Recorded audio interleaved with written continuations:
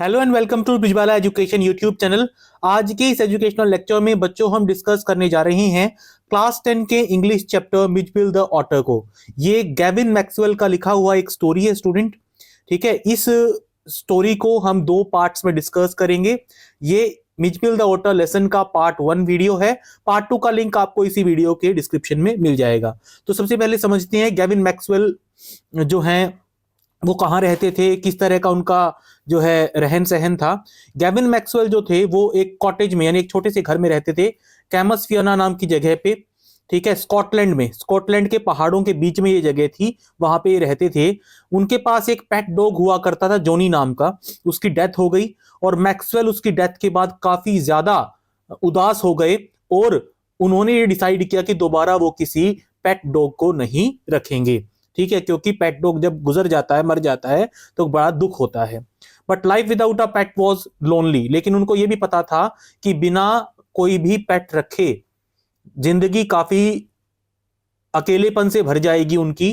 ठीक है, तो उन्होंने क्या डिसाइड किया, किस तरीके से उन्होंने डिसाइड किया कि वो एक ऑटर को पेट करेंगे, पालतू बनाएंगे, तो वो इस पूरी स्टोरी में कवर किया गया है। तो चलिए शुरू करते हैं हमारी स्टोरी को। शुरू करने से पहले अगर आप अपनी इस चैनल पे नए हैं, अभी तक आपने सब्सक्राइब नहीं किया है, तो चैनल को सब्सक्राइब करके नोटिफिकेशन बेल आइकन को दबाने के बाद ऑल पे क्लिक करें, ताकि जैसे ही कोई नया वीडियो हम आपकी क्लास के लिए अपलोड करें उसकी नोटिफिकेशन तुरंत आपके डिवाइस तक पहुंच जाए।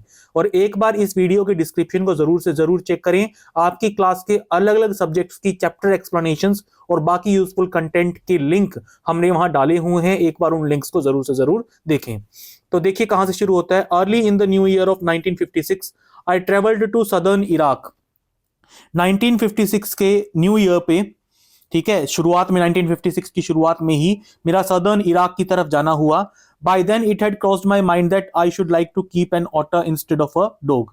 तब तक मेरे दिमाग में आ गई थी ये बात कि मुझे एक डॉग की जगह एक ऑटर को, ऑटर एक कार्निवोरस जानवर होता है जो कि पानी के आसपास रहना पसंद करता है। ठीक है, पानी में मछलियों वगैरह का शिकार करता है ये ऑटर।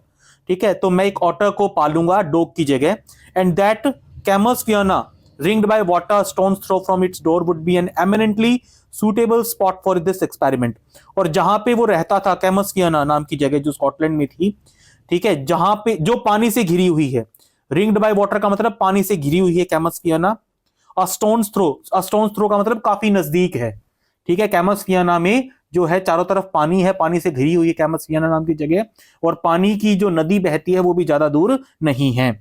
और ऐसी जगह पे ऑटर जैसे जानवर को पालना बड़ा ही सही रहेगा। ठीक है, क्योंकि ऑटर्स को पानी चाहिए होता है। When I casually mentioned this to a friend he casually replied that I had better get one in the Tigris marshes. जब मैंने अपना ये डिसीजन अपने एक दोस्त को बताया तो उसने कैजुअली रिप्लाई किया कि तुम्हें टिग्रिस मार्शेस में, tigris is the name of a river, tigris एक नदी का नाम है, मार्शेस का मतलब दलदली इलाका। टिग्रिस नदी के किनारे जो दलदली इलाके हैं वहां पे तुमको ओटर मिल जाएंगे, तुम वहां से ला सकते हो पालने के लिए। For there they're as common as mosquitoes. जितने की मच्छर कॉमन होते हैं शहरों में हमारे आसपास, उतने कॉमन वहां पे ऑटर्स हैं टिग्रिस मार्शेस में। And were often tamed by the Arabs. और अरब लोग अक्सर ऑटर्स को पाला करते हैं उन इलाकों से पकड़ के। We were going to Basra to the consulate general to collect and answer our mail from Europe।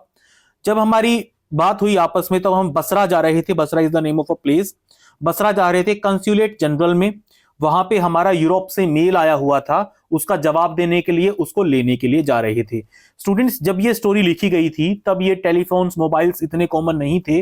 लोगों को अगर टेलीफोन कॉल करना होता था तो उनको पहले 24 घंटे पहले बुक करवाना पड़ता था। और जब वो कॉल करने के लिए जाते थे तब भी कोई कंफर्म नहीं था कि कॉल लग ही जाएगा या नहीं।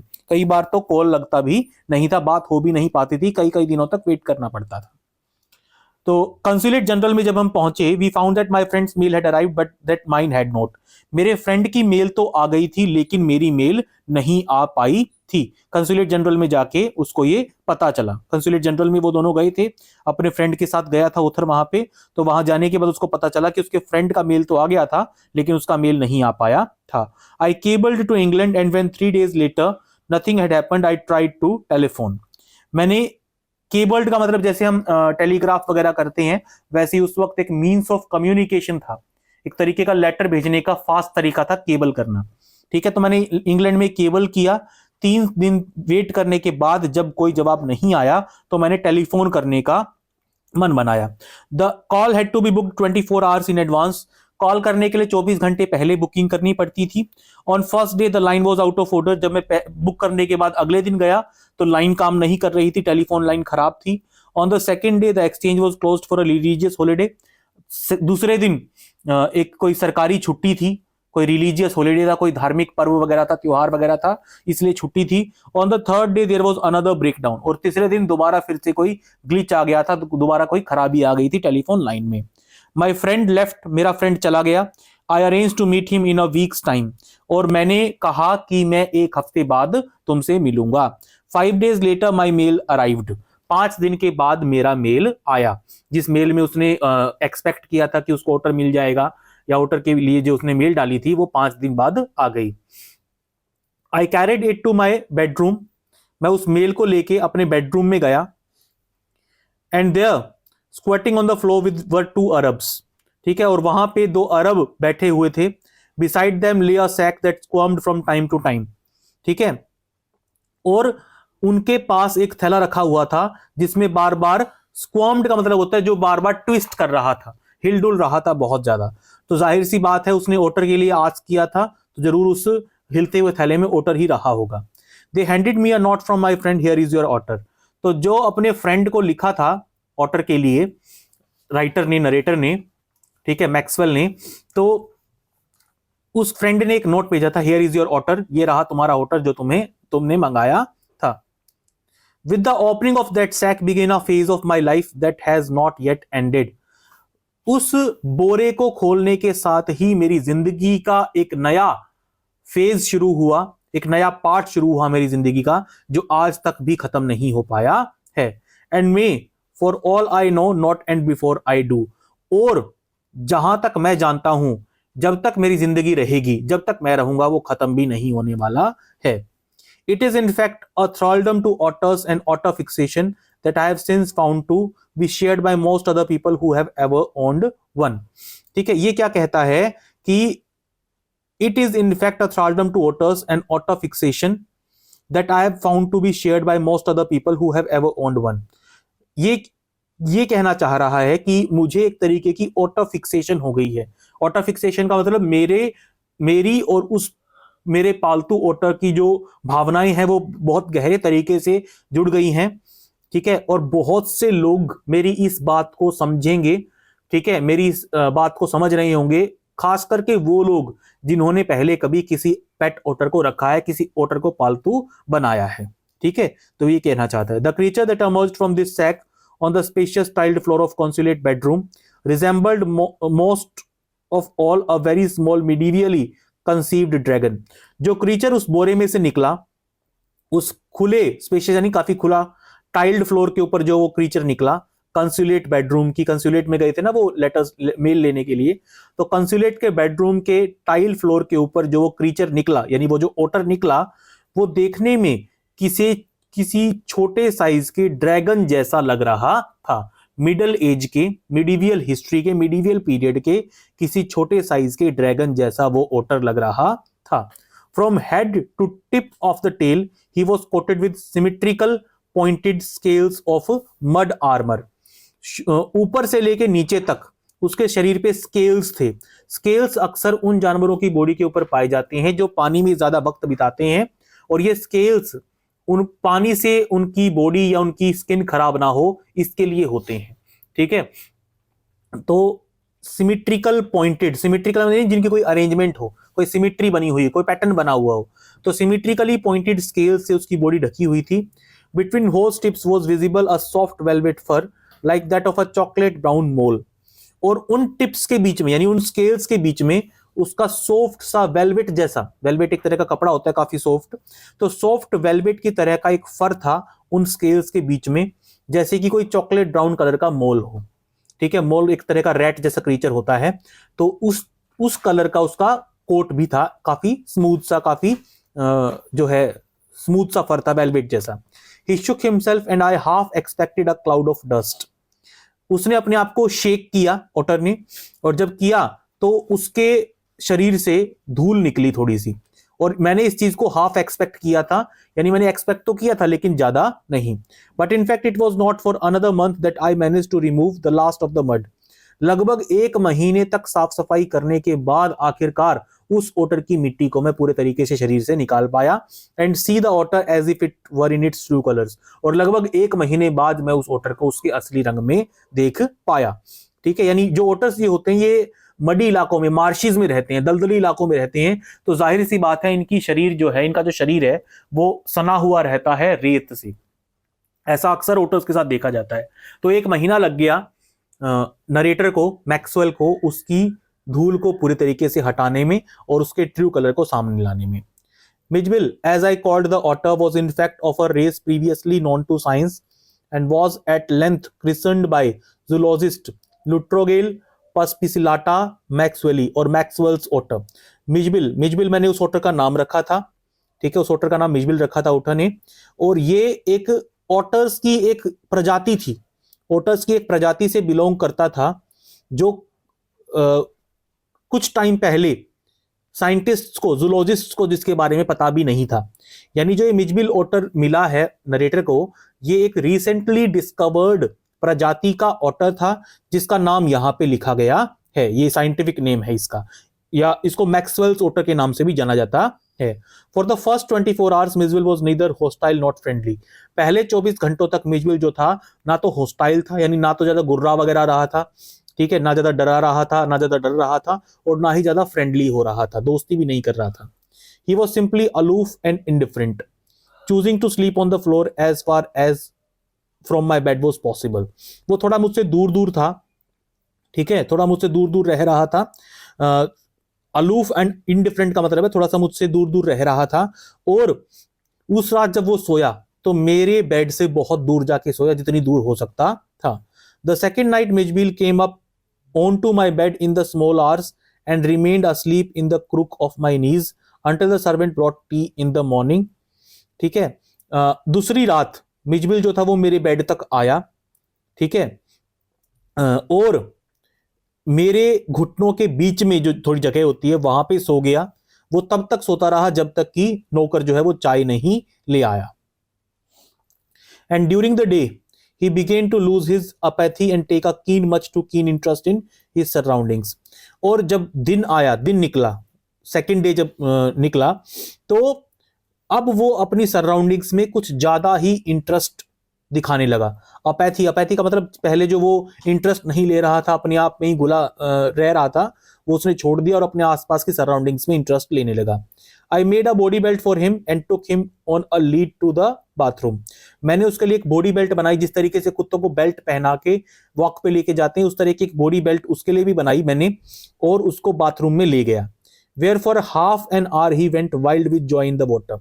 आधे घंटे तक वो बहुत वाइल्ड तरीके से पानी में उछल कूद करता रहा। वाटर था, पानी पसंद था उसको, काफी टाइम बाद पानी दिखा था उसको, तो उसको पानी देख के बड़ी खुशी हुई और वो बड़ी वाइल्डली पानी को स्प्लैश करता हुआ उसमें खेल रहा था। Plunging and rolling in it, shooting up and down the length of the bathtub under water and making enough slosh and splash for a hippo. वो प्लंज कर रहा था, रोल कर रहा था, यानी उछल कूद कर रहा था पानी के अंदर, शूटिंग अप एंड डाउन, ऊपर कूद के फिर पानी के नीचे जा रहा था, बाथटब के पूरे बाथटब में तैर रहा था पानी के नीचे, और इतना स्लोश और स्प्लैश, इतना पानी उछाल रहा था जितना कि एक हिप्पो भी नहीं उछालता होगा। यानी वो कुछ ज्यादा ही पानी उछाल रहा था अपनी साइज के मुकाबले। This I was to learn is a characteristic of otters. और फिर मैंने सीखा कि ये ऑटर्स की विशेषता होती है। Every drop of water must be, so as to speak, extended and spread out about a place। Otters की एक खास बात होती है कि पानी की एक एक बूंद को, ठीक है, टिकने ना दिया जाए, उसको इधर उधर फैला दिया जाए, ये ऑटर्स की विशेषता होती है। A ball must at once be overturned, or if it will not be overturned, be sat in and splashed in until it overflows।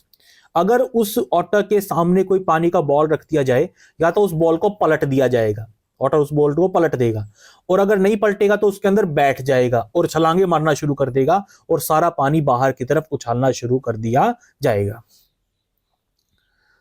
Water must be kept on the move and made to do things. Otters के हिसाब से पानी move करता रहना चाहिए, पानी में कलाबाजियां करते रहनी चाहिए, पानी को काम दिए रखना चाहिए, पानी जो है हिलता डुलता रहे। When static it is wasted and provoking. अगर ओटर्स के सामने पानी रखा हुआ है और वो स्टेशनरी है, रुका हुआ है पानी, ठीक है, इसका मतलब वो उनको प्रोवोक कर रहा है, गुस्सा दिला रहा है। ओटर्स के आसपास अगर कहीं भी पानी है तो उस पानी को हिलता डुलता रहना चाहिए, उछलता कूदता रहना चाहिए, ऐसा मानना है ओटर्स का। आगे देखिए, 2 days later Mijbil escaped from my bedroom and as I entered it I turned to see his tail disappearing round the bend of the corridor that led to the bathroom। 2 दिन बाद Mijbil Chupke Chupke मेरे bedroom से निकल गया। जब मैं bedroom के अंदर आया तो मैंने उसकी पूंछ देख ली हल्की सी बाहर जाते हुए, ठीक है, कॉरिडोर में मैंने उसकी पूंछ देख ली, जो बाथरूम की तरफ जा रहा था वो। By the time I got there he was up on the end of the bathtub. जब तक मैं बाथरूम में पहुंचा वो बाथरूम में जो टूटी होती है पानी चलने वाली, नल जो होता है, टैप जो होता है, उसके पास पहुंच गया था। And fumbling at the chromium taps with his pause, और उन क्रोमियम के बने हुए टैप्स के ऊपर जो है अपने पंजे चला रहा था। I watched, amazed. In less than a minute, he had turned the tap far enough to produce a trickle of water. मैं उसको देखता रहा काफी हैरानी से भी कितना जल्दी सीख गया ये, और 1 मिनट के अंदर ही उसने उस टैप को इतना तो चला दिया था कि थोड़ा थोड़ा पानी उसमें से निकलने लगा था, बूंद बूंद पानी। और एक पल बाद ही अचीव द फुल फ्लो, उसने इतना चला दिया टैप को कि पूरा पानी, टैप जो है अपने फुल फ्लो में चलने लगा। He had been lucky to turn the tap the right way. On later occasions, he would sometimes screw it up still tighter. इस बार पहली बार जब वोटर ने टैप को खोला, टूटी को खोला, तो उसका किस्मत काफी अच्छा था कि उसने टूटी को सही डायरेक्शन में खोला, क्योंकि बाद में जब वो ट्राई करता था बार बार टूटी को खोलने की, कई बार वो उल्टी तरफ टूटी को खोल देता था और भी ज्यादा टाइट कर देता था उसको, फिर वो उससे खुलती भी नहीं थी। Chittering with irritation and disappointment at the tap's failure to cooperate. और फिर वो क्या करता था, चिढ़ जाता था, निराश हो जाता था, उसको लगता था कि जो ये टैप है पानी चलाने वाला ये कोऑपरेट नहीं कर रहा उसके साथ, तो वो काफी डिसअपॉइंट और इरिटेट हो जाता था। Very soon Mij would follow me without a lead and come to me when I called his name. जल्दी ही मिज जो है वो मेरे पीछे पीछे चलने लगा और मेरे पास आने लगा जब मैं उसका नाम बुलाता था, यानी उसको अपने नाम की पहचान हो गई। ही spent most of his time in play, वो अपने दिन का ज्यादातर वक्त खेलते हुए गुजारता था।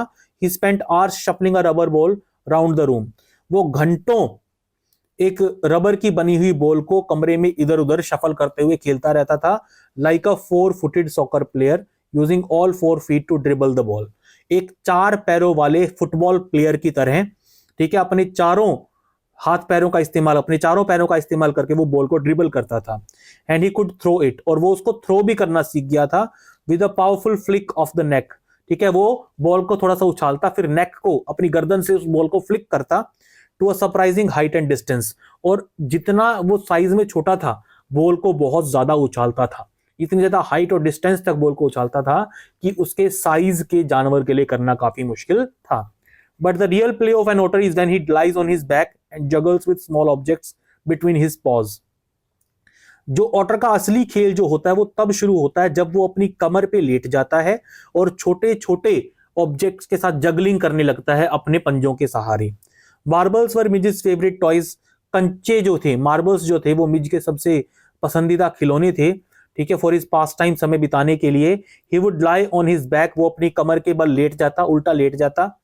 rolling 2 or more of them up and down his wide flat belly, अपने पेट के ऊपर 2-3 कंचों को जो है ऊपर नीचे करता रहता, without ever dropping one two the floor. और वो इस खेल में इतना जो है एबल हो चुका था कि वो कंचों को बिना गिराए हुए घंटों खेलता रहता था, अपनी बैली के ऊपर कंचों को ऊपर नीचे लुढ़काता रहता था, और वो काफी इतना ज्यादा रम चुका था इस गेम में कि वो अब वो कंचों को गिराता नहीं था। तो स्टूडेंट्स, पार्ट 1 में इतना ही। आगे हम इस वीडियो को कंप्लीट करेंगे पार्ट 2 में। पार्ट 2 का लिंक आपको इस वीडियो के डिस्क्रिप्शन में मिल जाएगा। जाने से पहले अगर आपको वीडियो पसंद आई तो प्लीज वीडियो को लाइक कीजिएगा, अपने फ्रेंड्स के साथ शेयर कीजिएगा, कमेंट सेक्शन में अपनी राय देना मत भूलिएगा, और वीडियो की डिस्क्रिप्शन को जरूर से जरूर चेक करें, वहां आपकी क्लास के लिए काफी यूजफुल कंटेंट का लिंक हमने अवेलेबल करवा रखा है। अलग अलग सब्जेक्ट्स के प्लेलिस्ट वीडियोस आपको वहां पे मिलने वाले हैं। और अगर आपने अभी तक चैनल को सब्सक्राइब नहीं किया है तो चैनल को सब्सक्राइब करें, नोटिफिकेशन बेल आइकन को दबा के ऑल पे क्लिक करें, ताकि जैसे ही कोई नया वीडियो अपलोड हो हमारे चैनल पे तुरंत उसकी नोटिफिकेशन आप तक पहुंच जाए। Thank you for being with us, keep loving, keep supporting.